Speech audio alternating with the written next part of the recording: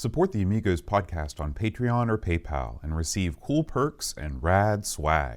Visit our page at everythingamiga.com/support.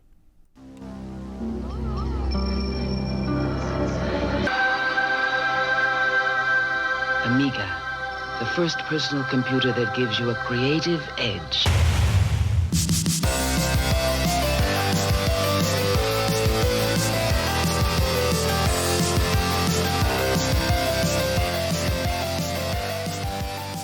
Hello, everyone. Welcome to the Amigos. I'm John. And I'm Aaron. And today, Aaron, we're going to be talking about Cosmic Pirate. Aaron, have you ever smuggled anything before? Well, put me in an awkward position there, Boat. Let's go with yes, an undisclosed thing. Hey, how about that? How about yourself, Boat? You know, I've done my share of smuggling. You have? I used to run some grass. What? I bought enough money to buy Miami, What? but I pissed it away so fast. I'll take off. You've never smuggled jack squat, have you? No. You ever snuck anything across the border when you're overseas, jumping around from country to country? Well, here's the thing. You know, they tell you that you've got to declare stuff when you come into a country. Nobody's checking. You just walk right out of there. So that's what I do. Really? Yeah. Well, can you cite examples of stuff you've smuggled across and what borders? Video games. What's that? So, like, you know, video games. Oh, like you Super said Nintendo. it Goofy Grit style. I'm sorry. Yes. Okay. I brought, you know, like, for example, like Famicom games, okay? Yeah. Like, was I supposed to declare those when I came in? They say, like, if you're carrying over $10,000 in cash, you got to let somebody know. Otherwise, they give you this piece of paper and you're supposed to fill it out. But here's the thing. Whether you fill it out or not, as long as you don't get stopped when you walk through customs, you're scot-free. And they just stop random people. Like, I've only been stopped once in all the overseas trips that I've taken. And it was on my last trip back from Thailand when I moved home in 2010. And then when they stop you, though, they tear everything apart. They take all your luggage out. They take out your digital camera. They're like, what kind of pictures you got on this camera? You know, they go through your camera and all this stuff. So, of course, now with smartphones, they probably don't do that. But yeah, what is it about smuggling that's so attractive? I've always thought that if I was going to be a criminal, I would be a smuggler. Yeah. You know, like Han Solo, you know, Firefly, those guys were smugglers. You would be the perfect drug mule. You'd put the mule in drug mule. You'd be I'll tell you why. Because you're just gentle looking, unassuming. You are what you look like. This congenial, quiet, well spoken, soft spoken intellectual. No one would suspect you of having a kilo of the white stuff shoved up yonder, if you know what I mean. You know. The problem is that, you know, I have a hard time lying.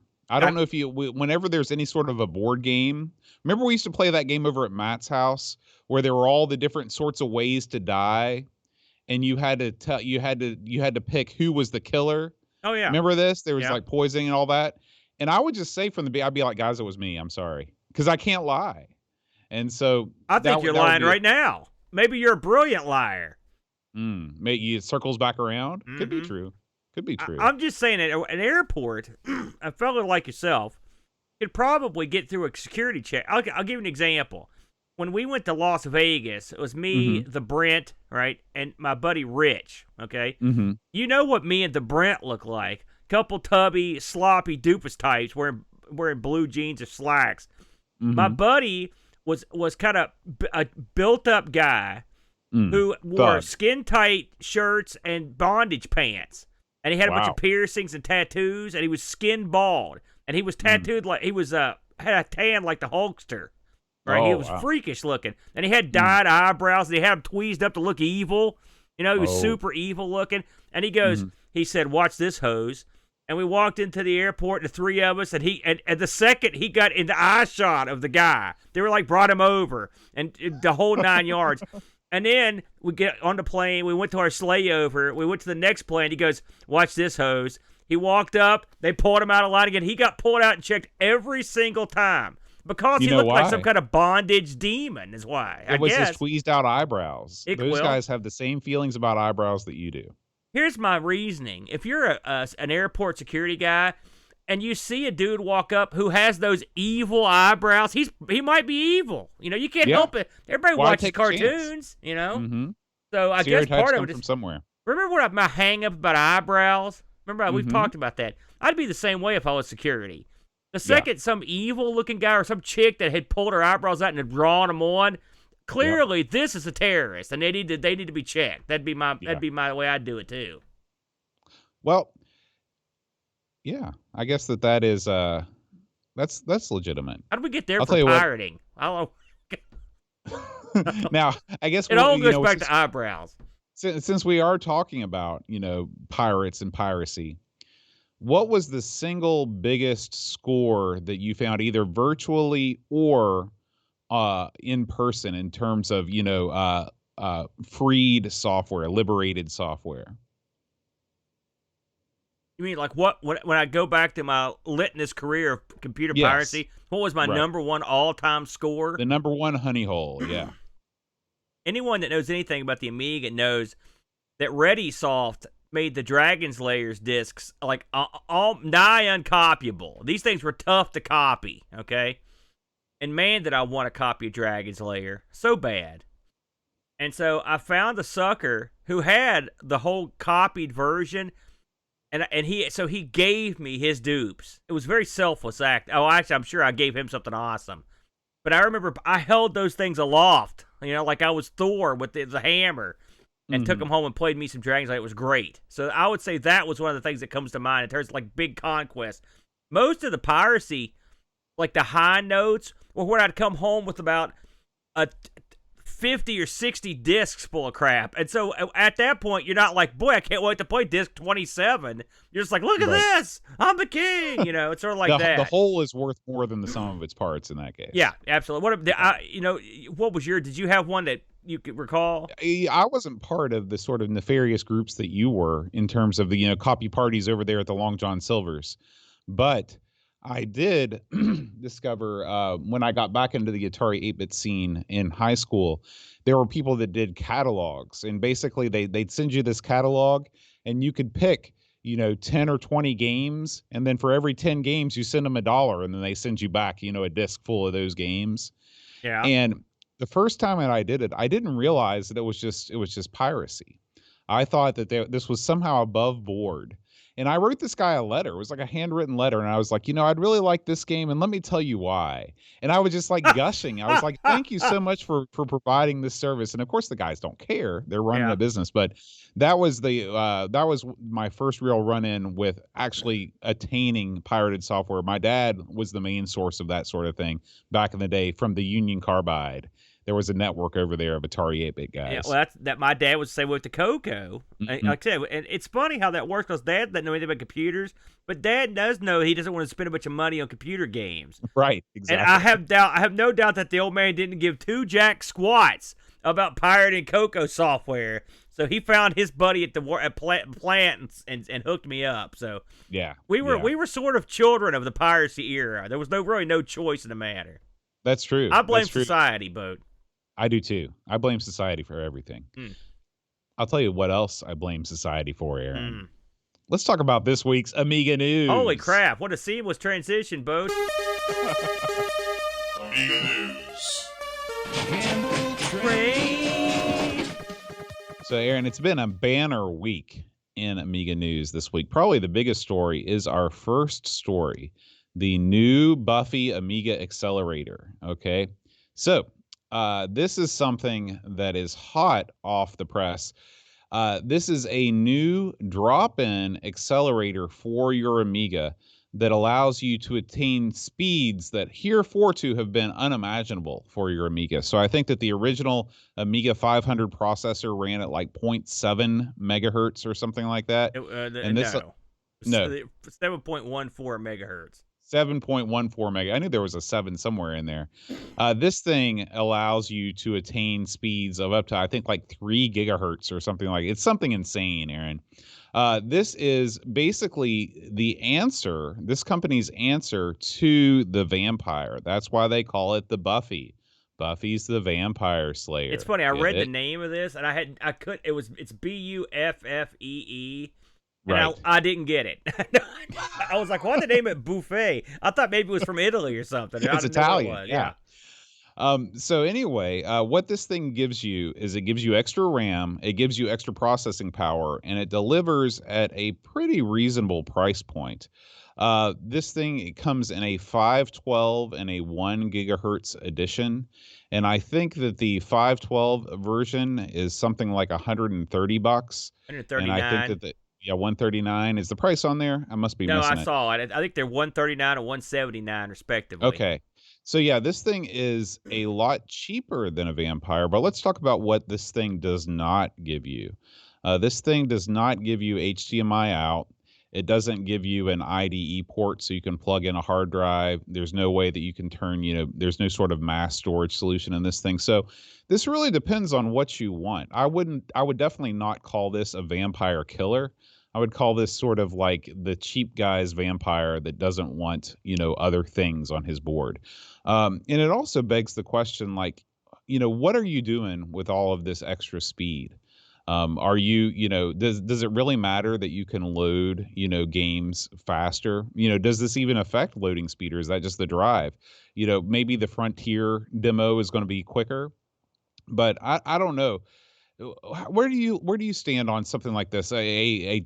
Just a speed upgrade with no other accoutrement with it. I find this very interesting, frankly. When I saw it pop up, in fact, I believe it popped up on our Discord. It's the first place I saw it. I think it was Pixels or Lobsterminator. One of those guys popped it up there. And I looked it over, and what you've got, listen, yes, you do get a big boost to the processor, but you also get, it comes pre-equipped with 512 or a 1 gig of SD RAM. A lot of memory for an Amiga. Well, what are you doing with that memory? Well, it depends on what you stick this in. If you stick this in an Amiga 500 or Amiga 1000 or something like that, that's a huge boost. And I mean, you need that memory. Remember we talked about running WHD loads on the Amiga 1000, for example. And this opens a lot of doors memory-wise. The processing speed, listen, the hobbyists around this scene like fast processors. Now, the big debate would be, I did see some people that were irritated by the name. They thought it was an unnecessary attack on the Vampire guys. Mm-hmm. And I will leave that up to the reasoning of the gentle listener and viewer. But I think this is a nice alternative to the Vampire. And among the reasons, this is easier to put in. It's probably going to be a lot more stable. It's not nearly as feature filled, obviously. But I mean, if you've got a lot of people already have storage solutions and whatnot, so they don't need a lot of that stuff. This would do them nicely. $139. That's a good bargain. If the it thing is works. very cheap for an Amiga peripheral. Absolutely. Now, the thing I look at here, you've got a BGA chip on it.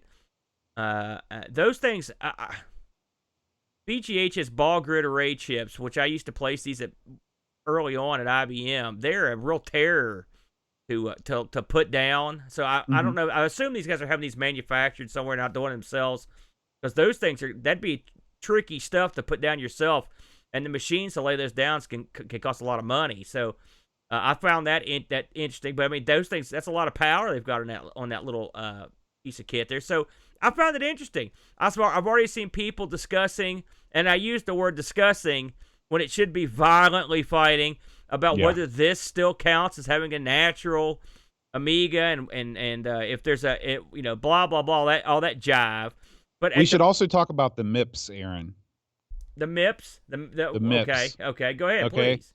So the stock 68,000 CPU in an A500 produces 0.54 MIPS. That's millions of instructions per second. This thing, in addition to giving you a 3.2 gigahertz processor with the 030 instruction set, it's going to give you 1,000 MIPS. And so this is 1,850 times the performance gain. Oh, yeah. So it's a serious kick. It's a serious kick, yeah. And people will find stuff to use this for. I know you don't believe that, but people that use the Amiga for artistic reasons, for music, for manipulating and ray tracing and that sort of thing. That stuff will help. So there are people. Listen, but granted. I think the vast majority of Amiga owners are just like sort of game players. But there are people out there that actually use this to do legitimate work. I don't deny that. What I think is that the majority of those people are already running accelerated Amigas that are not Amiga 500s already. Perhaps, but I mean, let me ask you this along those lines: will this sell? Oh yeah, it'll sell out day one, no question about it. That's the end of the art. That's it.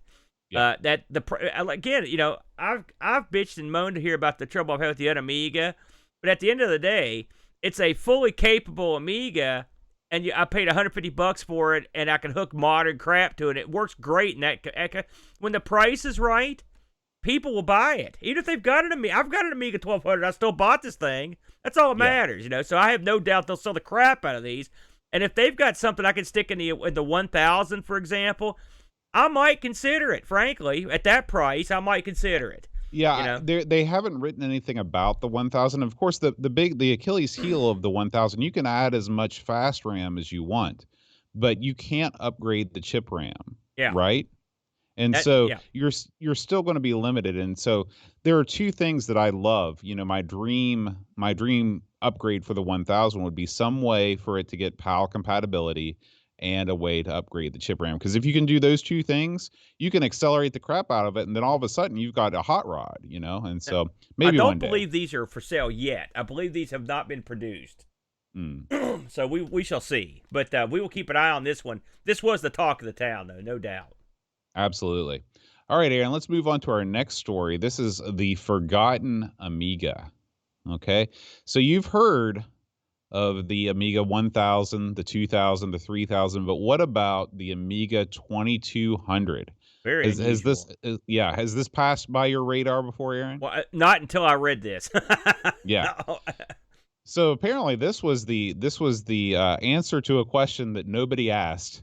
Commodore produced an Amiga that was in very, very small quantities, perhaps even under 10 examples, called the 2200, and it was supposed to sit in between the 500 and the 3000 to give people a chance to have a big box Amiga that had expandability but wasn't quite so powerful and not so quite expensive as the Amiga 3000. Well, it turns out that they made a couple of these, and their sales strategy was to take them around computer shows back when computer shows were just these, traveling circuses. And they'd say, hey, you want this thing? And if somebody said, yeah, then they'd pull it out of the back of the van and they'd give it to them. So apparently at least two of these exist. That's the way they worked it? That's the way they worked it. So what they did was, I think that they took the cases of the 2200 that didn't sell, and they just kept them in a warehouse somewhere, because when the 4000 came out, they fit in that 2200 case. So maybe the 4000s are just repurposed 2200s. These A2200-2s, holy smokes, did you see what these things have got in them? Deep, a 6830 with an FPU, 40 megahertz, 2 megs of chip RAM, 4 megs of fast RAM. It's a beefy machine. A 3.5-inch 1.76 floppy. It's the high density floppy. 420 meg hard drive. Kickstart 3.1. This thing was locked and cocked and ready to rock. Frankly, yeah. That's a decent little machine right there. Not too bad. Yeah. What a wacky thing to come up with, Bo. How did this come across your radar, man? This came across our radar. We talked about this on This Week in Retro a couple weeks ago. Yeah. And somebody suggested it to us on our subreddit. And I thought, well, boy, we need to be talking about this on Amigos, too, because this is an Amiga model that I'd never heard of, and I'm sure a lot of our listeners haven't heard of either. Crazy stuff, Boat. Yeah. All right. The next story, Aaron. I know that we don't like to talk about games in development too often, Disclaimer. but sometimes I see a story that really catches my eye, and that's this one. They are porting, Aaron, this, and it's important who is doing this. The British developer Hoffman. Of course, Hoffman, probably most famous in his life for being the guy that did the records for RMC. Yeah. He's a big-time music guy. Yeah, he's a big-time music guy. He's porting Metal Gear, the MSX game Metal Gear, to the Amiga. Of course, Metal Gear is most famous for it's probably most famous for its current incarnations, which are on all the modern consoles. But a lot of people think Metal Gear started on the Nintendo Entertainment System, but it didn't. It started on the MSX. Right. The MSX game is much different in a lot of ways than the Nintendo version, and in a lot of ways, it's a better game. He's taking this version and porting it over to the Amiga 500.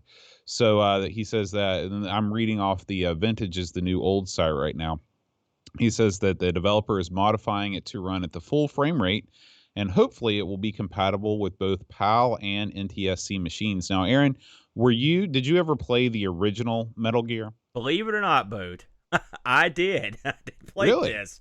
Yeah, me and the Brent would rent this occasionally for the NES and play it. And I will say, I enjoyed this game. It was very hard. But it was fun. It was very different. Very different from a lot of games of that time. And this was not Commando or Ikari Warriors. Right. And it's funny that who knew at the time that this would grow into a massive thing, By the way, when I get tired, I often would just exclaim, "I'm sleepy" to no one. That's right. Just to let the world know I'm sleepy, and that's when I go to bed. It's exactly the way the guards are. And then I sleep standing up immediately, like a horse. That's right. but yeah, I'm looking at these screens here. This work in progress. Holy crap! It looks great. Yeah. I can't believe how good it looks. I didn't realize. I didn't know Hoffman was a programmer of such a jack. I didn't know that either. He's just another one of these guys, just like Whitaker, that is a musician and coder. They can do it all singing, all dancing. They're the exact opposite of us. We Yes. can't do music. Well, I mean, I get me because I forgot you do music. I do nothing. So yeah, no singing, no dancing. But yes, this looks great. This was a big surprise to me, Boatster. Yeah. So good for Hoffman, man. The guy's doing it all. Thumbs up. Now, our next story, Aaron, I really want to get your thoughts on this, because you are somebody who is known for sort of hacking into cases, willy-nilly. You hack one case, and all of a sudden you're the public enemy number one. This is a way that you can make a new Amiga 1200 case top. This is a 3D printed model, okay? And what this does is that I think what you do is you actually flip your Amiga backwards, and you turn it into almost like a pizza box style, or maybe like an A3000 style computer. And so obviously you lose the keyboard functionality, but you gain a I don't know what you gain. What do you gain out of this? I guess you gain the Amigo. That's all you need to know. It's called the Amigo, y'all. Listen, that's right. This is I guess this is not, doesn't exist. Okay. Yeah. But theoretically, this is a 3D printable case for your Amiga. Now, I consulted with our resident 3D professional, Dave. You're talking from about Arizona. David Z, right? That's right. Yeah. David told me that this would be very difficult to print. Mm. And the reason is, he said the vents would be very difficult to print on this. Apparently, the 3D printers will have difficult. And I listen, I don't know jack squat about 3D printing, but I could see where that does make sense to me. Where that could be a gimmick. Anyway, all that said, this is one wacky looking contraption, in my opinion. Yeah.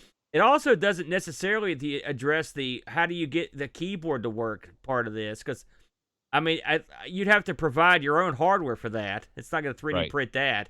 It seems like you're losing a lot of functionality to gain a minimum amount of new features. For example, if you look at the around the 143 mark in this video, you see a render of the completed case. You have two floppy drives, and then you've got a DVD drive in the middle. Yeah. So, you make all of those things internal, but you also lose the all-in-one nature of the 1200. So it's a trade-off for sure. I don't know that I'd go this route, but I think it's really cool that people are reimagining, different solutions for the 1200. And of course, there always is, people that just want something new and something different. If I was going to go this route, I mean, why would you just not buy a 3000 or a 4000? Maybe they're just too expensive these days. I like the fact that he used my nickname, that it's my kayfabe nickname just among friends, Amigo Professional. They call you Amigo Slacker. It's like right. the Road Warriors. We have our own names. But listen, I like it because it's wacky. I'm not, honestly, I'll look at the shape. Like, I didn't realize what you said. This was a new top for the Amiga. I thought this was a whole new case for the Amiga. Because if it's not, what are you gonna do? Cut open your whole, cut it up? Well, I assume I've never opened a 1200, but it's a 2-piece operation. Right, just but like I mean, none of that. That right there, we would assume would be part of what you've currently got, and there's none of that stuff's in a case for the Amiga 1200. This is a whole new case. I think it's a whole new print. So I think that this guy he's obviously got 3D modeling skills. He's got 3D rendering skills. Towards the end of the video, you see a 3D render, and I mean, it really looks real. Yeah. But as far as the actual ramifications of putting this thing together, I have no idea how you do it. But sometimes it's just nice to dream, Well, I give the guy kudos. I'm the one that posted this one. I was like, I was stumbling around the internet. I was like, what the hell is that? I was baffled. And when it showed up. So, hey, if this appears anywhere, someone stooge it off and let us know, and we'll be all over this bad boy, won't we, Bode? Because we know a dude that could print it. Yeah. He'll print anything, and so he'll give it a shot, Bode. But all right, a Aaron, wacky one. Our final story today is our weekly Amiga hardware spotlight. We're going to head over to retrorewind.ca and take a look at this Amiga RGB to HDMI adapter. Okay, so if you're looking for a cheap and a simple way to get HDMI output for your Denise-based Amiga, this looks like your best option. You couple this thing with a Raspberry Pi Zero, and what it does is that it extracts the digital video signal, and it gives you an HDMI out that is extremely, extremely low latency. Aaron, what do you know about these things? I've heard good things. I will say the price is is great. I mean, look at this. A Pi Zero costs, what do they cost, like $9? I mean, they're real cheap. I think it's $5. They're super. I've used some Pi Zeros for some other projects, and they're just the dirt cheap. And then this thing's only $40. So effectively, for like let's say with shipping and everything, you're still under like $65-$70 for HDMI out. Bam. Where's this thing been all of our lives? Exactly. We've been getting killed out here. that GBS 8200, all that board, when I used to blow those boards up frequently, all that nonsense shipping from the darkest holes of China. If this thing would have been around, I would have skipped all that and bought it immediately. So. Yeah, this looks like a top shelf quality gold. If anyone out there has picked one of these up, drop us a note. But I when I saw the price on this, you know me, we've talked about this. We just talked about it a minute ago. In the Amiga world, $40 don't buy you a freaking label for the front of your Amiga, man. So that's right. When you can get something that gives you HDMI out, hold the phone. I'm in. I'm definitely in. Yeah, and you can pick this up over at the Retro Rewind store at retrorewind.ca, and we would like to welcome them as our newest sponsor of Amigos. So be sure and give them your business if you're looking to order from a North American source. We may have to give this a shot ourselves, Bode. I think even you could do this project. I think I could, maybe. Who am I kidding? I'd destroy everything. It would be over. Aaron, it's time to board the pirate ship and drive into the stars. It's time to talk about Cosmic Pirate. I like it, man. Bam. And though it came to pass. Cosmic Pirate, Bode. I always ask, so I'll ask again. Had you ever heard of this one? Never in a million years that I heard of Cosmic Pirate. I don't think I've ever seen this played anywhere. We've never played this on an Amigathon. This was completely new to me. So I love stuff like that. You never know. So Cosmic Pirate, released in '89, Bode, and was published by an outfit called Outlaw, which I think they were an arm of Palace Publishing, which we've heard of. The only thing I could find that they published on the Amiga aside from this was the Shoot 'em Up construction set, of all things.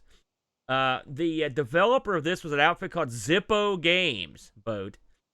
Zippo, I will say, they only did a couple other things for the Amiga, but one thing I found interesting, they did Voodoo Nightmare, and they did World Darts, and which I haven't played World Darts, but one thing I noticed was that World Darts also got one of those weird Amiga and an arcade machine releases, and they did that, the Arcadia. Remember we talked about that like years and years ago? Long ago. So they hit, believe it or not, Zippo Games had a game in the arcade. I looked into Zippo Games if for any reason because they've got a wacky name, you know me. So it was a developer formed by a couple brothers. It was the Pickford brothers, and they developed it. They're both out of Manchester, and they broke in on the ZX81, and so bam, they were in. They did some ZX stuff. They did Zippo Games. Zippo Games actually did some stuff. It wasn't like they didn't do very much on the Amiga, but they did a lot of NES games, both. Huh. They did. You got a list of those? I'm curious. Well, I do. I've got a couple here. They did Solar Jetman was one that they did. No, they didn't. Did they yes, really? They did. Yeah, that was a rare game. Yeah. Rare These guys. Well, hold Jetman. on. You didn't let me finish. So get this. Okay. So they ended up basically they merged with Rare. Oh, okay. And they helped create Solar Jetman and Iron Sword. Even I've played that. Oh yeah, Wizards and Warriors too. And so they turned the studio into Rare Manchester. So if you've ever heard of Rare Manchester, that was Zippo Games. That was Zippo Games. Yeah. So I was glad I looked into them. Very weird. They ended up leaving it, doing their own thing, but still kind of nutty. Again, here comes a couple guys straight out of Manchester, and they end up working for Rare. So pretty cool. Or forming a Rare stable, if you will. Yeah. So getting back to Cosmic Pirate, this is a one-player game. Again, this was done by the Pickford boys, John and Steve. John coded this one, and he also did World Darts in a game called Feud. And his brother, Steve, did the graphics. He did the same two games. Plus, he did a game called Leviathan and a game called Strafe. And, of course, the music on this was by the main man. You mentioned him earlier. That's why I laughed. David Whitaker. Oh, man. He did so much stuff. Shadow of the Beast, all the Snoopy games, Living 2.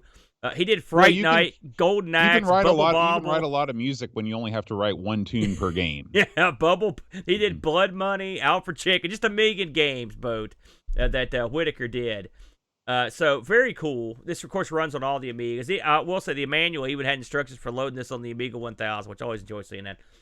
So this game, I don't know. I'm assuming, because since you said you did pretty well at this game, I'm assuming you actually looked at the manual for this. Oh, with this game, the manual is essential. You have to, because otherwise you just. Let me put this perspective before we get deep into this.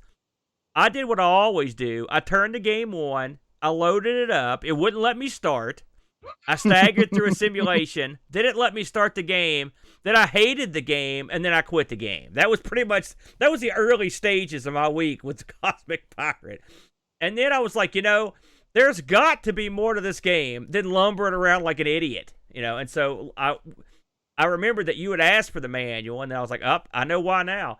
But we want to thank Pixels for thinking to search for the ST version of the manual, which was. I want to, and I don't know if you read the flavor text here, but I want to touch on it a little bit because it was so stupid. But I will say it's funny. Did you read the backstory? Yeah, I didn't think it was the worst thing in the world. It's not the worst. It's just wacky. So I'm gonna. I want to. If you'll indulge me, Bode. Yeah, anytime. The first part of this thing, it says the first chapter 1. What the hell are we doing here? That's the way, and I didn't make that up. That's labeled. It says the player takes on the role of the infamous Guy Manley, whose very name strikes fears into the heart of every space trucker from here to somewhere very far away indeed. That's your opening line. And they basically go into Guy Manley's tragic backstory. Basically, he got a death sentence for a crime he committed, and then he got away. He stole a ship because he couldn't keep a job, and that's how he became a pirate. And so you assume the role of Guy Manley. Guy Manley reports directly to Nest 51. This is all pivotal for the game, believe it or not. Nest 51 is basically like, I guess you'd call it a clearinghouse for piracy, Bo. Would that make sense? It's basically, these are like the syndicate They run all Right. the pirates, and they take the majority of the action when you do a like crime. 99% of the action. And so basically, that's where you'll get your missions and stuff, right? And then when you're done, you go back to them. So, and this is the dirty little secret of this game. This game isn't just like it's. A lot of people. I read a lot of descriptions. It's like short field of view asteroids. It's not like that actually. There's actually a mission here and you need to do it to advance. And the mission ultimately is, at least as far as I got, and Bo, you can elaborate on this here in a second, but the early missions are to go into space, search around, or search for a place to warp to where you can get to the space truck that you're hijacking. So basically Right. you're hijacking a space truck, which a space truck's a big ship. Let me take you through what please. goes on in this game. Please do. Okay, so when you start the game, you start off looking at a series of menus that are keyboard controlled. I actually thought that this was pretty cool. Yeah. It's like you're looking at an ATM or a jukebox or something like that, and you're selecting things with the F keys. Okay, so you can either go into a simulator or you can select a mission. Okay, so if you go into a simulator, you basically get to practice shooting ships, and you don't have to worry about losing money. If you select a mission, you go out into space. When you go out into space, you get warped out. There's a sort of a hyperspace type thing where your ship disappears. It splits into a million pieces and then it reforms. And then you are off and running. And what happens is everybody in the universe seems to be able to detect your presence and try to destroy you by running into you. The enemy ships in this game are total kamikaze people. Guys, aliens, things. They are running into you nonstop, and it's your job to avoid them and shoot them. It reminded me of the guys in Sinistar Boat. Remember that? Where it's basically come right at you and they just get right up in your face. Right, absolutely. So what your job is there is a marker with it's a red marker and it's got a T in the middle of it. And what you have to do is you have to travel towards that marker, okay? And that marker leads you to a beacon. When you get to the beacon, that is how you travel to the next zone on the map, okay? So it's not as simple as that though, because you have to pay a toll to get to the next zone on the map. And so what you have to do is you have to kill a bunch of enemies to get a certain number of points. Once you get a certain number of points, it's usually 1,000 points. Yeah. Then you can move on to the next zone. So once you leave the space zone that you're in, you get a map, an overworld map that is drawn in squares. Okay, it like works Star just Raiders. It's exactly like Star Raiders. Okay, and you can move section by section towards the space truck. Okay, now the space truck is your goal. So once you get to the zone of space with the space truck, you have to disable its movement, and it will try and juke you and get away from you. Once you disable its movement, you dock with it, and then you tow it back to base, basically, and then you get paid. Okay? Back to the main base, yeah. Right, back to the main base. Okay.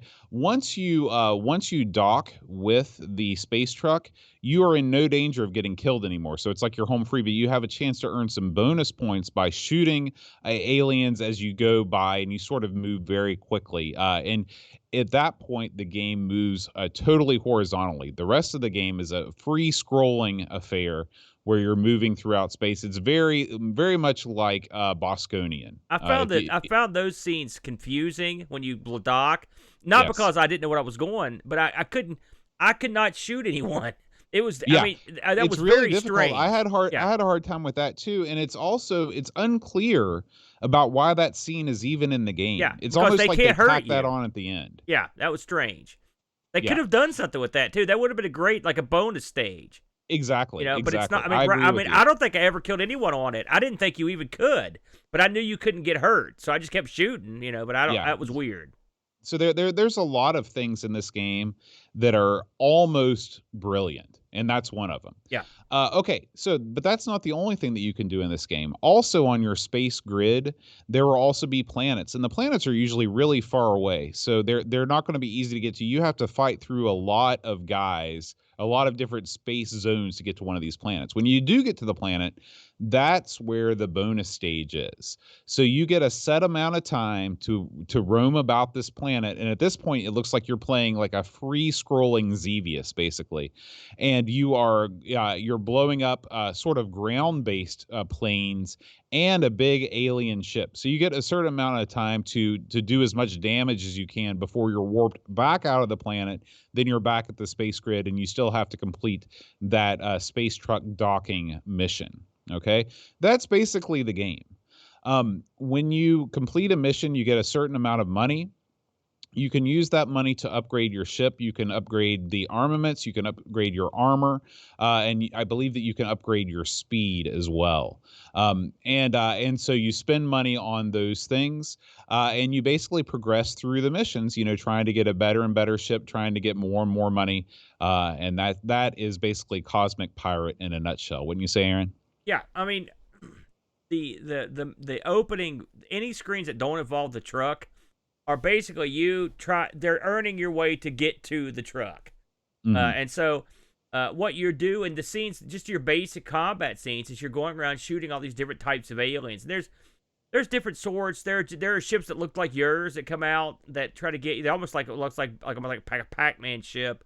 Then there's like ships that are segmented like a worm, like something you see in, say, like a Xenon 2, and there's different types of those. But ultimately, all you need to do is shoot the amount you need to get to the toll area. Now, the ships you shoot in that area, they drop discs, and the discs mean something. If you get a yellow one, they're 50 points. If you get a white one, you get a smart bomb. We should mention that the smart bomb, if you hold your button down the joystick, you'll get the smart bomb. Now, let me ask you a question. Yeah. Were you ever able, and I turned on infinite bombs to make sure that I could never get the smart bomb to come out. Did you have any? I turned on infinite bombs in the cheat. I'll be honest with you. I didn't know about the smart bombs until late in, and so it's by that time I hadn't been used to using them, so I never used them. So I don't know if they would. I never tried it on mine. Did you? Okay. So I was never successful at getting the smart bomb to work. But anyway, if you allegedly, if you have the white disc will give you the smart bomb. The green discs increase your shield. You do have a shield. That's basically it's not a one hit and kill. You've got a shield. The shield's real bizarre. It basically charges back up when you're not getting smashed. Yeah, how is that bizarre though? No, it's the bizarre part is, you can get killed real quick if you get swarmed. So, like, you could be, like, I would be buzzing along, kicking a bunch of tail, but if like, one of those segmented worms or a couple of those things get on you, like, you could die quick, and that's just the way it is. But if you get it green, it'll give you a shield increase. Red, that kills all the aliens and bonuses on your scanner. This is right out of the rule book, by the way. The blue ones, which I found this out after I'd been collecting these for days, decrease the ship damage. And then the black ones split into many random bonuses, it says. Now, this all sounds great, but when you're in the heat of the game, it's crazy time. It's not like you're sitting around going, well, there's a green one that does this. It's just, you just grab whatever you can. One thing we didn't mention is what the space truck actually looks like. Yeah. Okay, so the space truck is fashioned in the shape of a guppy in this game. Maybe not a guppy. I'm not really a fish guy. Angelfish? Starfish. Well, I don't know. Its icon is a fish, but I didn't necessarily think the truck was that fish-like. The truck itself is also fish-shaped. If you look at it, sort of like in the right way. I guess kinda, yeah. Yeah, and so when you're looking at the picture, I don't know. I thought that was kind of cute. I like the fact that it looked kind of like a fish in the picture. Yeah, it works. So here's the thing, Boat. Let's get down to the nitty gritty here. Like I said, when I first loaded this up, I didn't like it. And the reason I didn't like it was, as a Space Invaders clone, this sucks. Like, if that's what you think it is, this is no good. Well, yeah, because this not Space Invaders, but Asteroids. Yeah. Asteroids clone. Because the camera, your play area is small. And so, and your ship is pretty large. And the other ships are pretty big, too. And so, you get a lot of crap crammed on the screen, and it makes it hard to avoid stuff or use any sort of strategy at all at first.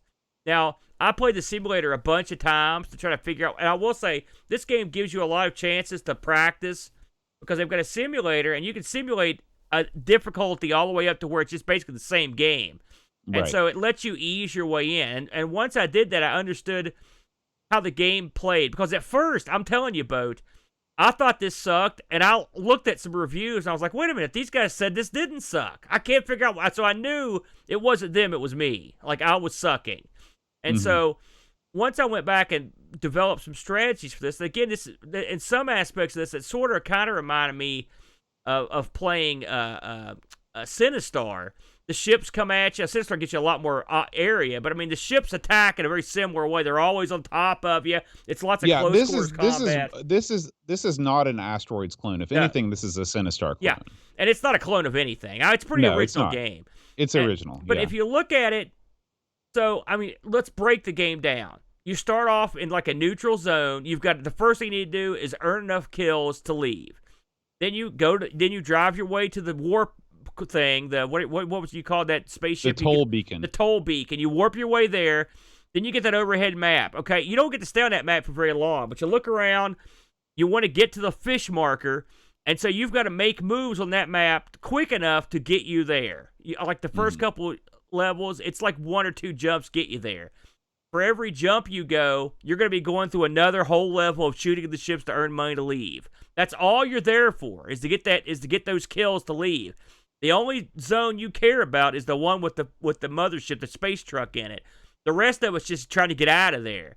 So you're not lingering around working, because you could wander around the stages forever and just shoot stuff, but you're not going to leave, and there's no truck there, so it's pointless, and you're going to die. So the whole goal is to get out of there. Then when you get to the truck level, the whole goal is to get to the truck, fight your way to the truck, kill the truck's guns, and take over the truck. That's the only thing you've got to do. And when you put it in the perspective of a mission-based, like a goal-based game, that works fine. It works. I mean, it's not perfect, but it works. It's fun. Then you can upgrade your ship. My problem was I kept the same ID the whole time, and I had went so far in debt that it took me forever to dig myself out of the hole. Yeah. That's one of the problems with these games. Yeah, this is one game where you're going to want to start over if you suck, because I didn't, and so I kept thinking, man, why don't I have enough money to do anything? Well, it's because the syndicate doesn't just let you wipe away the debt. Like, you can run into debt, and something else you're going to notice is when you capture a space truck, it may give you like 500,000 credits, but you're taking home 1% of that. Right. And so that's brutal. And that plays into the theme of the game. You know, the syndicate has taken all your money. Yeah, it is. It is like real life pixels, exactly. This game, like I said, I'm going to move into the things that are not good about this game now. This game is one of these infuriating games that's so close to really being brilliant. Yeah. It really is. The first problem is that they put these simulators in to help you learn how to play the game. Yeah. Okay. That's great. I wish more games did that. It's a fantastic way, and I love the way that they're gridded out. You know, they look like a simulator. Yeah. Yeah, it looks like Geometry Wars. Yeah. What's not cool is the fact that they charge you to play some of these simulators, okay? You should have those all open to you from the get-go so you can familiarize yourself with all the different aspects of the game, train as much as you want in there before you go into the game. Okay, so that's problem number one. Problem number two is that you're just like with Awesome, your ship is too big and the viewing area is too small. What they should have done was make it more like Sinistar, make your ship a little bit smaller, do away, and I realize there probably are technical limitations about why they had to HUD off your screen. But they really should have given you more of a viewing area. And number three is they should have toned down, at least at the beginning of the game, toned down the enemy aggression. You know, make the enemy ships act like real ships. Don't just make them fly around, flying around and flying into you. Give them a little bit more nuance, at least at the earlier levels, to give you a chance. The ships have an 8-bit level intelligence. They're more like the random stuff you would come across in like Blood Money, for example. Right. And not the kind of ships that would actually attempt to attack you in an intelligent way. I agree. And I can see what they were going for. If you're playing this game and if you're trying to immerse yourself in this world, of yourself as this space smuggler trucker guy, you want your enemies to be a little bit more intelligent. Okay. Now, I don't have a problem with the toll beacon idea. I think it's a neat way to sort of make you stick around in a section before you can go on. What I do have a problem with is they give you all of these arrows, okay? There are these arrows that are all over the stages. They are made out of the same sort of material that the beacon is, and they don't make any sense. And I can understand maybe, okay, they're trying to throw you off the scent, but that it doesn't matter because the game already gives you a beacon, the circle with the T in the middle that tells you where the beacon is. So what's the deal with these arrows? They mean nothing. I did find that odd. I'm glad. Yeah. Thank you for mentioning that, because it was early on in the game. I was trying to follow these, and they were just leading me nowhere. I'm like, and the instructions say that the places where you go to beam out of the sector, the toll areas, they have a gravity that collects stuff, and so as you get near them, you'll see a bunch of garbage. Right. At first, you're not sure that you can run over that stuff. You can, none of it's all in the background, including these letters, the arrows. But it was a real strange thing to add in. I mean, here's the thing. What you said, I think awesome. A lot of people don't like what you said about Awesome, but I think Awesome could sort of get away with it because they were going for that sort of Atlantis or type of or not Atlantis, but Cosmic Arc type of screen. I mean, as a Cosmic Arc, it's okay, but as an Asteroids, it wasn't the best. It wasn't the best choice, okay, for that game. This game, not the best choice either. This one's closer to being playable, I think. But I don't know why they just didn't scale stuff down a third. Even a third would have done it. Now, you get to the point where you understand. Like, one of the things you do in this game is I don't move that much. And I do spin around in an asteroids-like way until I kill everything. Then I move on. That's if you try to zoom through this thing like a maniac, you'll get killed. This is a game of patience. You know, you have to be patient. You go a little bit at a time, and you're okay. It's not that bad. But you know, you could get killed quick with the way the shields work. That's for sure. Yeah. Now, in its favor, I will say the controls are really tight. Yeah, they are. You know, you really feel like you're in control. The fire rate is good. Yeah. Okay. However, in the negative category, I played a bunch of different missions because I unlocked some cheats that allowed me to start out with a bunch of money and stuff like that. They're all the same. It's a one mission game, and that sucks. That's no good on a game like this. If you're trying to build a story, though. That's one thing you can do. That's the only other thing I saw in here was that when you're on that overhead map, if you see a ship that looks like yours but it's not flashing, those are other pirates and you can go fight them. That's the only other thing I saw. Right, but I mean, as far as the missions go, because even when you're on the planet, you've got to leave the planet and dock with a space truck somewhere else just to beat the mission. Yeah, that's the game. You know, I got to give this game a little credit though, because I like a game that has a little depth but doesn't get complicated. That's this game. Well, and here's the thing though. I'm not saying you have to make it more complicated. You can dress up the same thing a million different ways and keep it fresh. So maybe instead of docking with a space truck, maybe you're docking with a prison bus and you're going to free some prisoners. Or you're mining an asteroid or something. Yeah. You can do the same thing over and over. Just put a different window dressing on it, and it makes the gamer feel like, hey, I'm actually progressing through the story, and it's pretty cool. I got a feeling this wasn't a real expensive game. I would wonder if this is a full price title. I don't know. I think, listen, we could just quickly, we'll go down the list. There's no in-game music that is any good, okay? The opening screen music's awesome, right? It's great. The sound effects are okay. The graphics are too zoomed in. We could all agree on that. They put a bunch of one more thing. Oh, yeah. One more thing about your ship. When you upgrade your weapons and stuff, no physical change happens to either your weapons or your ship itself. You look exactly the same. Your bullets look exactly the same. So there you go. That's no good. Yeah, that's always that's kind of a letdown when you do it. It makes it less fun to get that stuff. But the mission variance isn't there. There's a lot going against this game, but I still enjoyed the game for what it was, given its limitations. I think there's a sort of a fun game locked in there somewhere. It is rewarding. It's a fun feeling to take out the truck, to take it over. Oh, yeah. I like the concept. I would have added a little more flavor to this. Give this thing, if they've got a great logo, why not make this more piratey? How about a little jaunty tune now and again? How about a flag gets, like more stuff with the pirate, like as part of the game. Because you could slap any backstory on this. You could be helping the good guys, whatever, but they didn't do a whole lot with that. So overall, Bo, how many times have we said it? I think this is a missed opportunity. On 100% a missed opportunity, because I did enjoy playing this game. Were you surprised that you enjoyed it as much as you did? Yes, I was too. Well, I'm always surprised when I enjoy an Amiga. Oh, here we go. Did you, when you first played it, had you looked at the docs beforehand? I always read the docs first. I spend a whole day studying the docs before I play any game. Oh, in the can, everything? Yeah. I knew it. Did we get any sweet Discord action on this thing, Boat? We did. Let me fire that up. I was expecting you to give us some magazine reviews. Did they not take? We'll get to them. We'll get to them. Okay. Go ahead. All right. So what we're going to do is we're going to talk about what our dear friend Super Famiking says.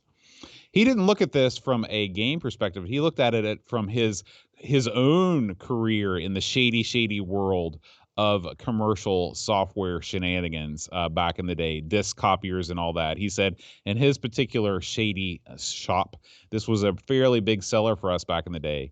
Could have been because it was on a multi-game disc with dynamite ducks. But people were still picking this up in 1992 and 1993 on a regular basis. So if you want, it was a big hit in the piracy scene, Aaron. Zorglub writes, this is one of my fondest memories of Amiga gaming from back in the days. While the combat seems hard in the beginning, it doesn't take a lot of practice in the simulators to gain some proficiency and be able to handle some real missions.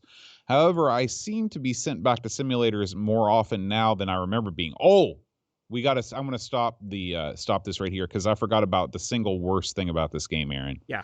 The single worst thing about this game is that you get locked out of missions if your shooting percentage gets too low. That's below 30%, I believe is what that is horrible because in a game like this, you're not going to want to be minding your bullets. In a game where life and death, and when death is literally right around every corner, you're running and gunning, okay? Yeah. And forcing the player...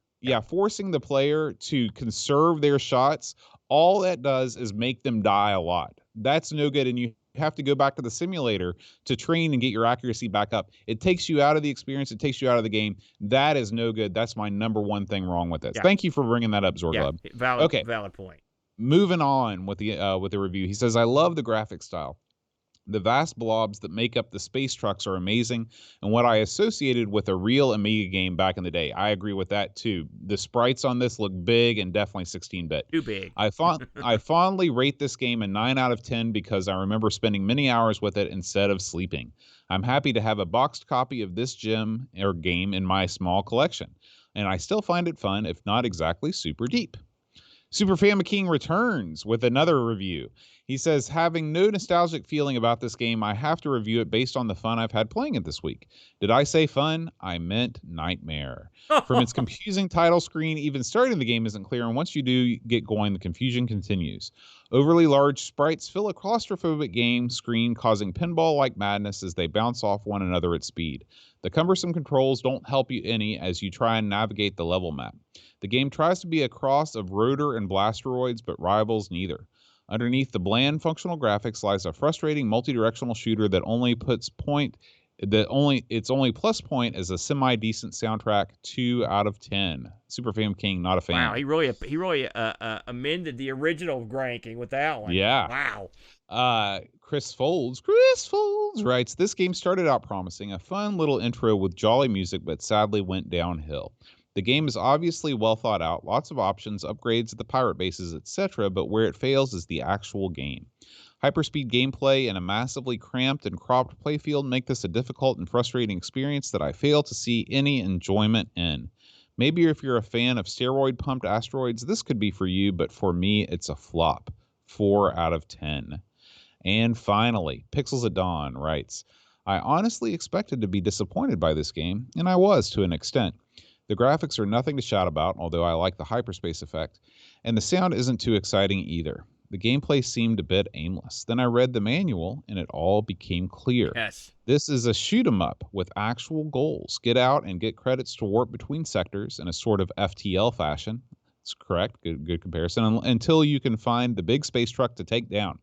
Unfortunately, like Awesome... he agrees with me. Like Awesome, the camera is too zoomed in, so you end up working from the radar half the time and bouncing off enemies a lot. This is a big negative. The game could definitely benefit from more playfield on the screen. That said, this is still a fun game, and I will play it again. Oh, and extra points for the funky wireframe training simulators. 6 out of 10. They could have done something with just that, the kind of graphics they used there. They could have made something interesting, I think. Yeah. I have to say, for the most part, I can't argue with any of that stuff. I did look this up, some reviews up on this real quickly. Lemon gave this a 7, just a straight 7. Overall, if you combine all the magazines as Lemon does now into an overall rating, they're overall pretty positive, 87%. The heavy hitters, Amiga Computing gave this a 92. That's probably a little high. CU Amiga gave it an 88. The One gave it an 86. So those are pretty high scores. I will say one other thing I learned from looking at the manual is this got a release. We should mention, there's a couple things we should mention about the releases on this before we move on, Boat. This got a release on the C64, on the ZX Spectrum, and it also got a release on the Atari 8-bits. So this got a release on the ST and the 8-bits, which we were surprised by, weren't we, Boat? Yeah, I was not expecting that, because this is pretty late in the game. Yeah. And this released on the 8-bits at 89. If you talk to Spectrum people, 89 is not late in the game at all. 94, 95 is late in the game. So it all depends on your perspective. Yeah. Now, the Atari version is total garbage. The Atari 8-bit version, I fired this up on the old FujiNet. Yeah. And it is pure garbage. It's a shame because, it doesn't look too bad. The screen is actually zoomed out further, which is an advantage. Yeah. The problem is that you don't see your shots. When you shoot, the game doesn't render your bullets, so you're never sure if you're shooting, what direction you're shooting in, because let's face it, a lot of times you use your bullets to kind of track where you're facing, and so you can kind of fine-tune to hit the enemies. There's none of that in this game. It's a flickery mess. Avoid the Atari 8-bit version, at least, at all costs. I want to comment on this, Boat, because I haven't played it, but I'm looking at this. This is a slap in the face of the Atari 8-bits. Yeah. We've both played so many Atari games that render this sort of this. They could have used their angle here, put a decent ship in, and put some other stuff, and it would have been a fine game. It doesn't take that much. Why they've made this looks like Atari 2600 level stuff with all this flickering. I don't know what they were smoking here when they put this thing out. I can see why no one mentions it, because this is an abomination on demand and an insult to the 8-bits. I'm not happy with that one. Yeah. Now, in its defense, and I don't know, obviously we pulled this footage off YouTube. Curtis suggests that it might be a PAL versus NTSC issue, and I grant that could be the case. Maybe if you fired this up on a PAL machine, it would look better and it would play better. So I will reserve a little bit of judgment just because of that. It was a British release game, of course. So keep that in mind when you go to bury the Atari 8-bit version. It's still no matter what, flicker if it's ugly. And I expect more. I mean, I've played games like Vanguard and stuff on here, and Bosconian that looked a ton better. So that's a real letdown. But anyway, getting back to what I was going to say, I noticed that there was a couple features in this, or one feature in particular, that was not in the ST version. So, believe it or not, the Amiga did get a little extra love. But if that's what you want to call it, Bo. Again, this is one I would say try it.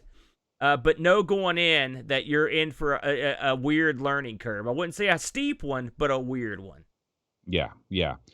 All right, Aaron. It's time to take a look at what's been going on in the wider Amigos retro gaming community. And what better place to do that than to kick things off over at the Amigos Retro Gaming YouTube channel. Yeah, and a 50-50 shot at it, Boat. That's true. Tons of action on YouTube this week. What do we got? Well, let's start off like we usually do with me and the Brent over at ARG Presents. This time out, Boat, we played games on the Nintendo Virtual Boy, if you can believe that. Mm-hmm. And we played a couple interesting ones. Brent played a game called Red Alarm, and I played a game called Mario Clash, the Mario game that I never heard of.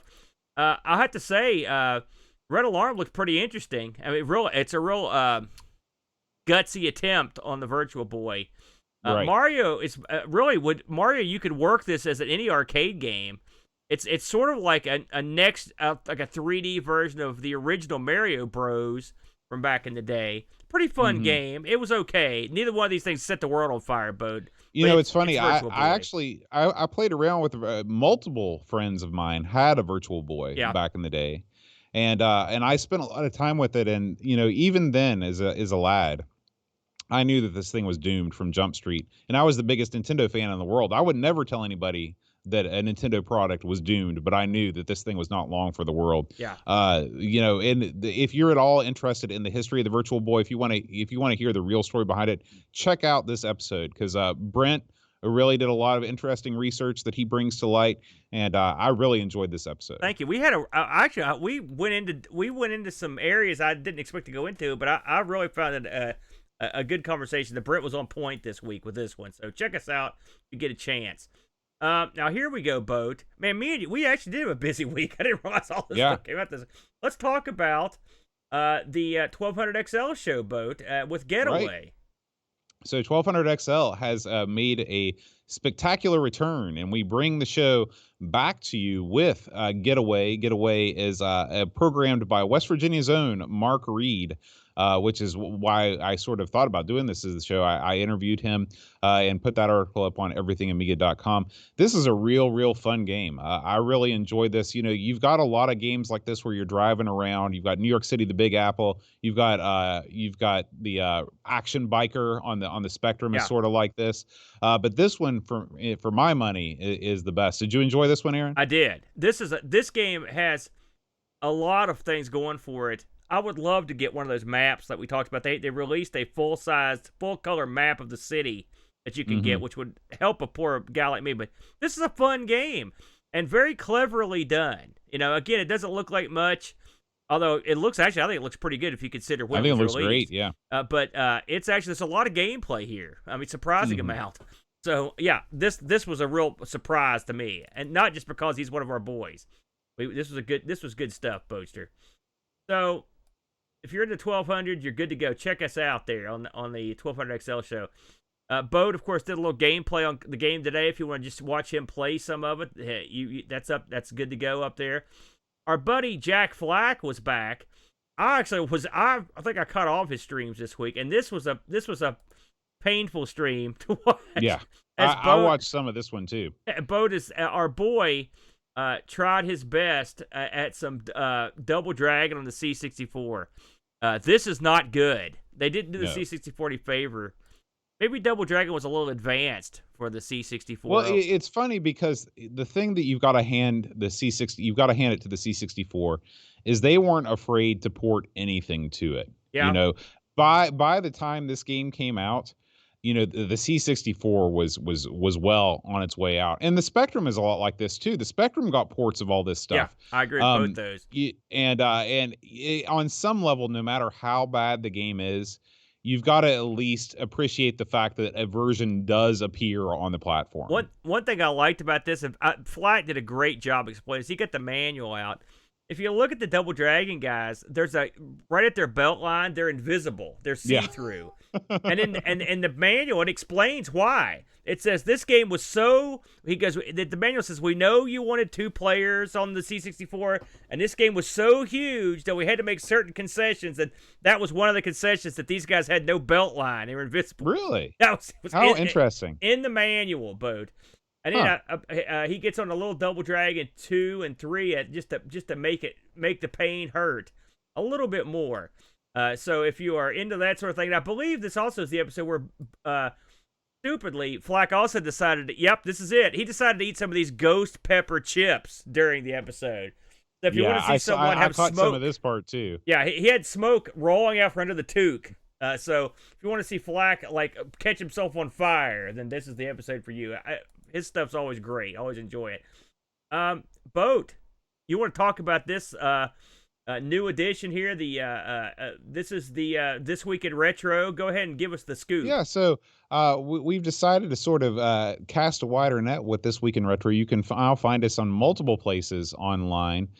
You can catch us over at the This Week in Retro YouTube channel, or you can find episodes right here on Amigos Retro Gaming. So we talked about a bunch of different things this week, none of which I can remember. Why don't you try and unfull screen that, Aaron, so I can remember? Yes, sir. That's what does it for you? Yes. So we talked about the Frankenstein N64 controller, Aaron. This thing is a homebrew N64 controller that has count them, two analog sticks and a total of 4 pitchfork handles. I think that's their technical term. That thing was an unmitigated horror.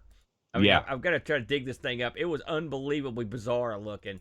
You've already missed it. It's way back at the beginning. Yeah, I'll find it. Keep talking. We also talked about, maybe not, maybe you're right, maybe it is further on down the line. We also talked about the Amiga 2200, which we covered earlier in the show. There's a new JRPG-like game from Sarah Jane Avery for the C64 called the Briley Witch Chronicles.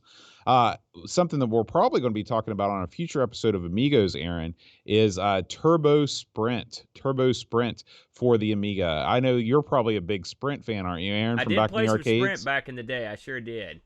Yeah. So that's on the way. So if you are interested in getting, there it is. Yeah, there's the monstrosity. What a piece of work. That came straight from beyond the moon right there. if you're listening to this at home, that's what Cthulhu plays games with. Just picture someone took 2 N64 controllers and just smushed them or melted them together into one large, bizarre controller. I mean, it's well done. It looks perfect. But you talk about, it looks like the head off an axe. You know, it's very bizarre, but yeah, I thought it was interesting.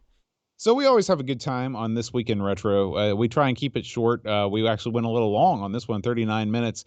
But if you want to get sort of the broader view, not just Amiga news, and you want to hear from the man himself, Neil from RMC, feel free to check that out. Very good. Very good. I enjoyed this one, this week's especially. Let's talk about our buddy Sanction from Pixel Gaiden. He was back with a live stream. This time around, I love this one, Boat. It's Coco time. He's a man after our own heart. I didn't get to be present at this one. Unfortunately, the time thing always gets me with his stuff. Him and Pixel. What is this game that he's playing right now? What is this food fight clone? I know I've seen this one, but I'll be honest with you, and I'm going to have to fire this up directly after the podcast. Curtis this looks will great. Chime in and tell us exactly what it is. Right off the top of my head, I don't remember the name of it, to be honest with you. But I have seen it. Mud Pies. Thank you, Pies. Curtis. That's it. Yeah, that's a pretty popular game. Then he kicks in some time band. Oh, we need to talk about that. Yeah, man. We'll save that for the next Coco show. Okay. But we actually heard from one of the co-authors of the time band on one of our episodes, and it was awesome. Yeah. So if you're a Coco fan, that'll be coming up in the next Coco show. But Sanction goes to work. Hey, listen, anyone playing Coco, we're down. You know. And real good stuff. I'll rewatch some of this on my own. He plays some Megabug here. That's the Mr. Do clone. Look at that, bud. Have you ever played that one? There are so many gems that I still haven't scratched the surface of yet. That's why I love the Coco. There's always something new to discover. Yeah.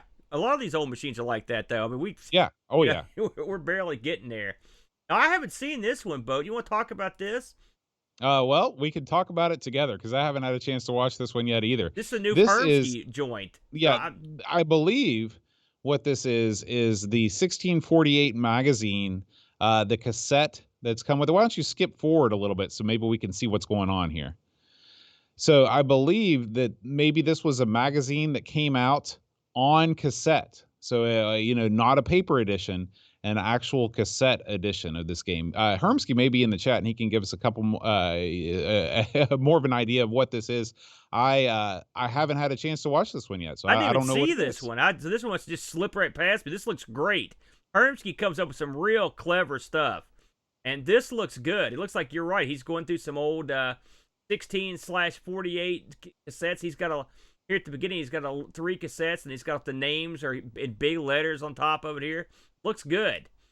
Yeah. Okay. So Curtis watched some of this. He says that he goes through the tape version of the magazine and he tries out the programs, the cover disc tape, programs as it were, on the stream, which is really cool because I tell you, a lot of these games don't get a lot of coverage. These are yeah. So very, very cool from Hermsky. Yeah, I will definitely be checking this out. I agree. Hermsky he's very clever with his stuff, and so that's great. That one just snuck in right behind that. I'm going to check that out probably this evening. That looks good. Speaking of the Coco, but we're back. The Coco show's back, and this time out, you picked this one, Boat. Tell them what it is. This is Pegasus and the freaking Phantom Riders. That's what this is. There's Hermsky. Good stuff, Hermsky. This is my favorite Joust clone on the Amiga. You got your people that like Buzzard Bait. You got your people that like Lancer. To me, if I'm going to sit down and play a Joust derivative, it's going to be Pegasus and the Phantom Riders. I love the graphics in this game. It's a joy to look at. I love the animation of your horse turning around.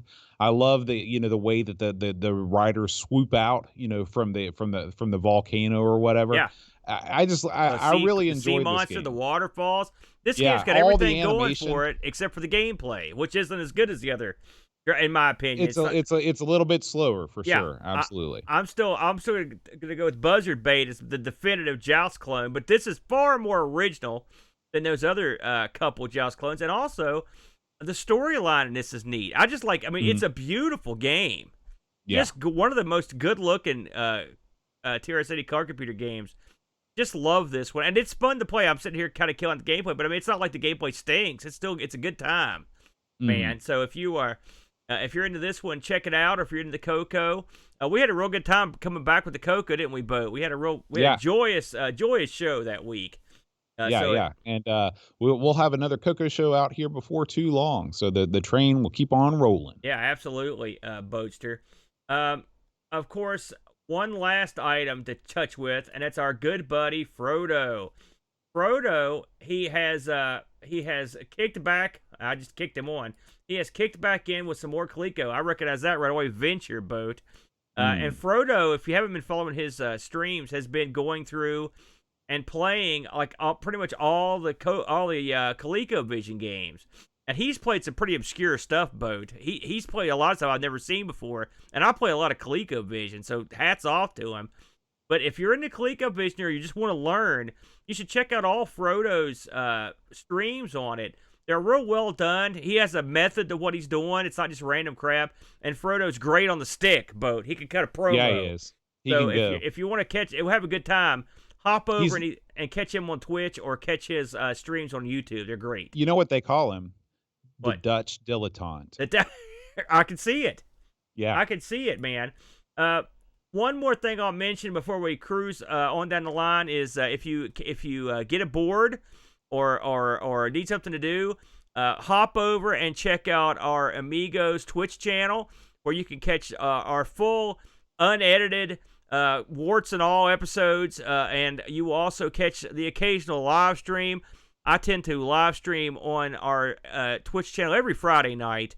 The last week I did some Amiga, 2 nights of Amiga, and this week I'm going to be playing selections from the Sega Master System Boat on the Amigos channel. So that should be fun. For that. Yeah. All right, Aaron. Well, let's move on out and talk about this week's Community High Score Challenge. Okay, so if you are a member of our Discord community, you can participate in all of these high score challenges. They're done by Hermsky and Frodo NL. And the first one we'll talk about is our Amiga high score challenge. One just wrapped up. Aaron, you're not going to believe this. Well, it was Parasol Stars, right? Okay. So the third place score was Zorglub, 1,000,000 points. Okay. Wow. The second place score was Sundown. Yeah. 2,000,000 points. The first place score was Z9K9, 30 million points. That's like, if you go look at the old magazines for high scores, and there'd be some goof and you knew that can't possibly be true. But we live in an age now where you can't fake it. He got that many points. I salute you, sir. That's amazing. Yeah. Z9K9 for the win. I thought 1,000,000 points was a lot. Holy cow. Yeah, me too. I got almost 500,000 points, so I was nowhere close. Yeah. Now, kidding me. Aaron, we had record attendance too. We had 9 people participate in this high score challenge. The next one, the one that just started today, it closes the 5th of March, so you got plenty of time.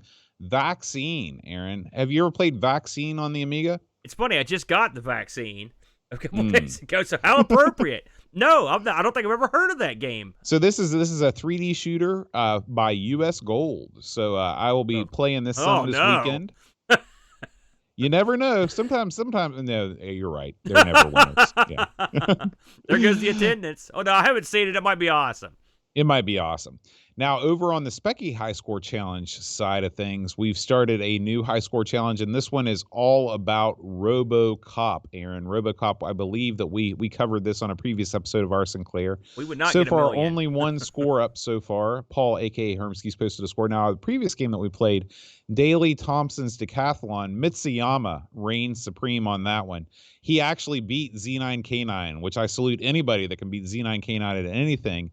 Mitsuyama clocked in a score of 789,000 on Daley Thompson's Decathlon. So big props to the Mitts. Good work, man. That was a lot. That was another where I saw a ton of scores floating back and forth. So that's awesome. I love that.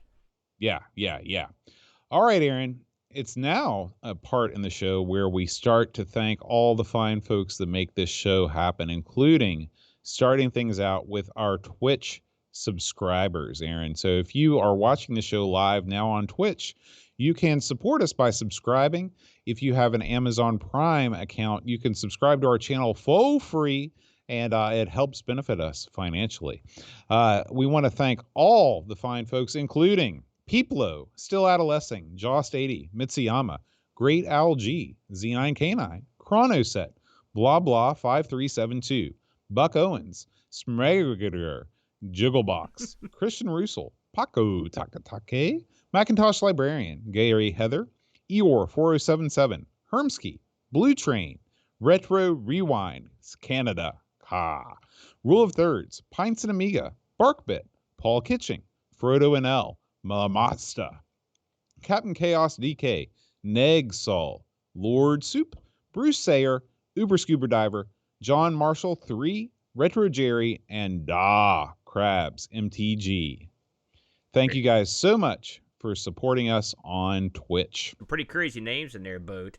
Yeah, there are. I heard you mention Pints and Amiga. I don't know if you guys ever, anybody here checks out their stream, but they just redid their studio and it looks great. Really? It looks their studio. It looks like some kind of like a video game hoedown is occurring. That's what it always reminds me of. They're the boys from Texas. They're out there making their own beer and then they're playing crap loads of Amiga. So I endorse. Nothing better. Nothing better. Now, in terms of our Patreon people, Aaron, our fine supporters, we have a new supporter this week, the Amiga Show.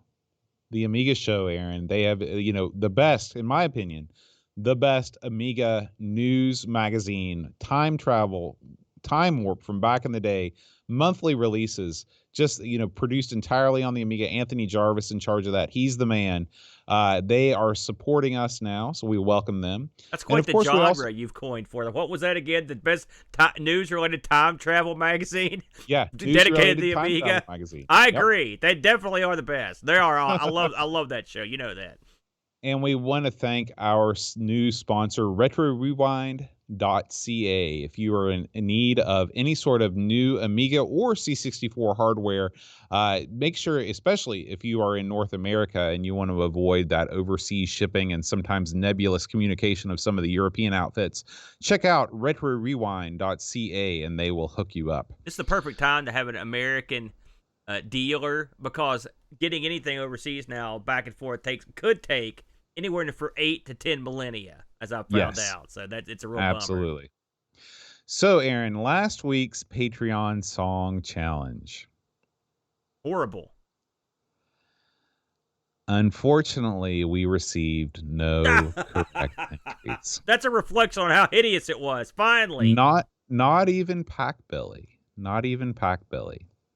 He sent me a message before we started recording. He says, I know this one. It keeps floating around the periphery of my recognition, but every time I think I've got it, it gets away. Man, he's got a lot of good language in that note. Oh yeah.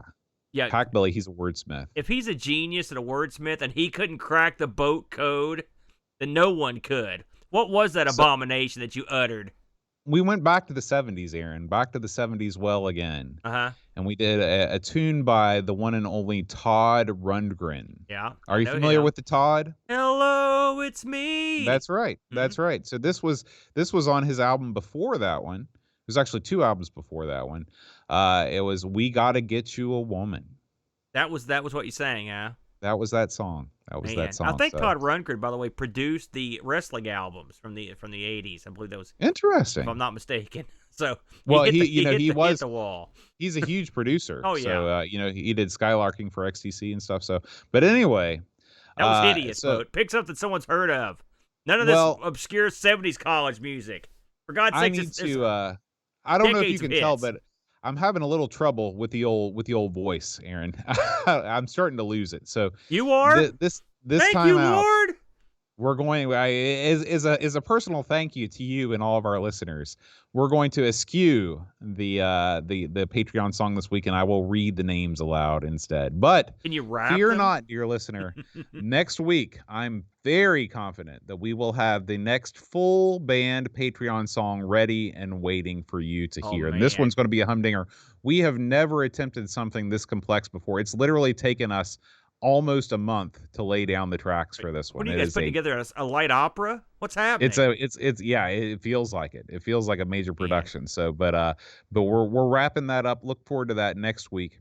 So we would like to thank the Amiga Show, Daniel Crabtree, Super Famiking, Crazy Loomis, William Venterscar, Heavy Systems Inc., Bundy, Fraglord, Mark Byland, Olaf Hope, Hermsky, Jonah aka Simulant, Alien Breeder, Dave Velociraptor, Cowbird Boy, Lane Denson, Luke Hudson, John Cook, Bomb the Bass, Frodo NL, Solon Slizer, Tech Mage, Jurgen, Mr. Cola, Daniel Williams, Bernard Lucas, Jerry Dennington, Zorglub, Commodore Kid, Reflection, Simon Lech, Captain Crispy, Kilobytes and Caffeine, Gary Heather, Free Lunch, Kate Fox, David Pickford, Cameron Armstrong, Andy Jones, Lob Terminator, 10-Minute Amiga Retrocast, Bernard Quinn, RMC, Tim Drew, Simon Rose, Joseph Harrison, Kyle Heder, Rob O'Hara, Matthew Larimore, Andy Craig, Shanzo,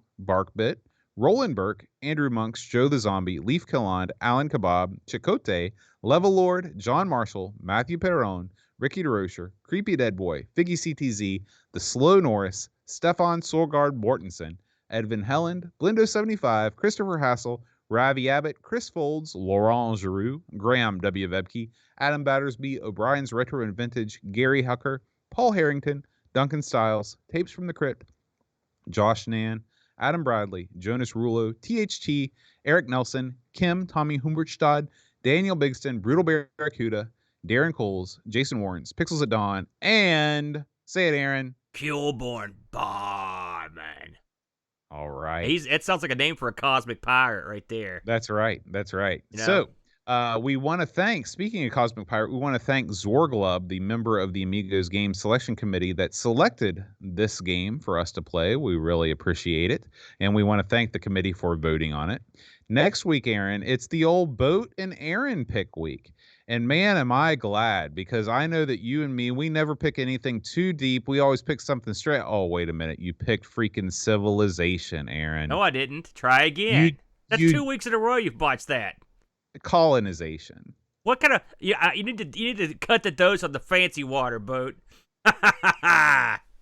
Colonization. You're laughing. You're not going to be laughing once you fire this thing up and you realize it's going to be Sim Life all over again. Listen, I've played this thing, man. Listen, beneath this boyish exterior is the brain and mental power of a genius. I'm going to take you to school. This is good stuff. Colonization. Would I pick a dud? Hell no. Look, read the shirt. Damn, I am good. Enough said. Continue. I was waiting. All right. So we will see you next week for Colonization. Until then, adios.